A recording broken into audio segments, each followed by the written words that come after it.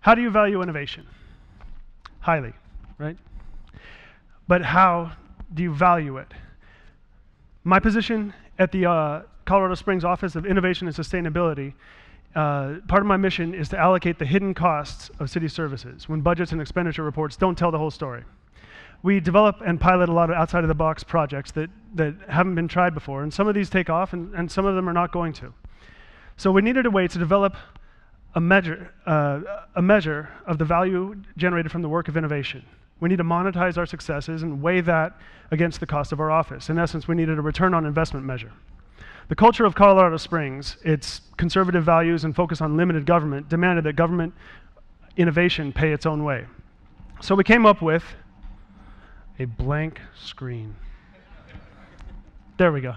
So we came up with the idea of innovation value, which is the efficiency value, that's money freed up to be reinvested in a program to improve performance, plus actual cost savings, which is the actual reduction to the budget. Now, two things to consider about this would be innovations have a decreasing value over time. Any money you save today is worth more than the money you save next year, and on and on. So innovations have a lifespan. And secondly, we always want to be conservative in our calculations, never get caught overestimating your contribution. So we have a simple benchmark. Are we saving more than we cost? And we have two ways of calculating that. For individual projects, we can look at we can take a net present value of projected savings and then pile it up in 1 year and say this project is worth this much. Or more commonly, when we're talking about our office as a whole, we use the diminishing value. We count future savings in future years. As an example, the VIPER program, that's Vehicle Improvement Program and Equipment Replacement, was a deal that we struck between the budget office and the streets division, where the streets division had a bunch of old equipment that they were just hoarding, because if they were to sell those assets, all the proceeds would just fall into the general fund black hole. So we gave them one shot to replace all their equipment that they could sell in a fire sale, and they got to keep the money. They got to reinvest it in new street maintenance equipment.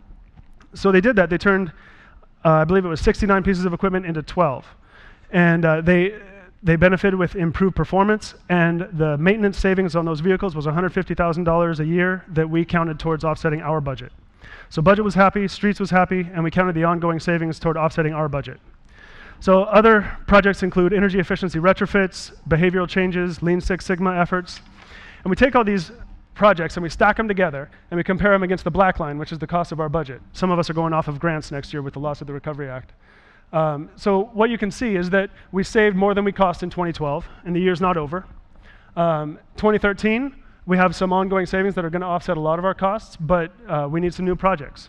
So what this gives us as savings expire is the constant drive to innovate and the way to measure it. So what have we done? We've established a metric for innovation.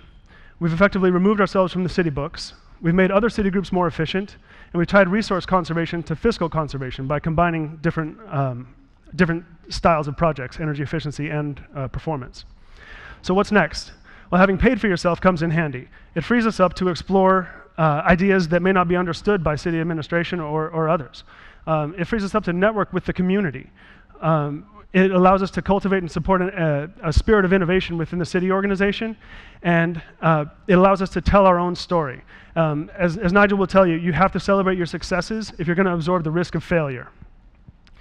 We tell our story our own way. We've liberated ourselves from city communications. I'm sorry if there are communications professionals here.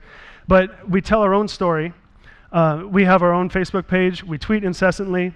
And any fans of sustainability are going to be Facebook fans of ours, but they're also de facto fans of government efficiency. So we pull a little bait and switch, and it works wonders in developing a community that's supportive of our efforts.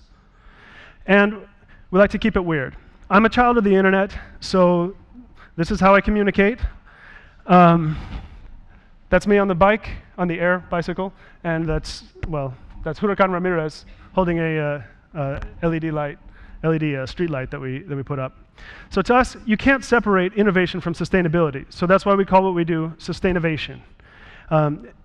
If I've sparked any questions, hit us up with some questions. Thanks a lot.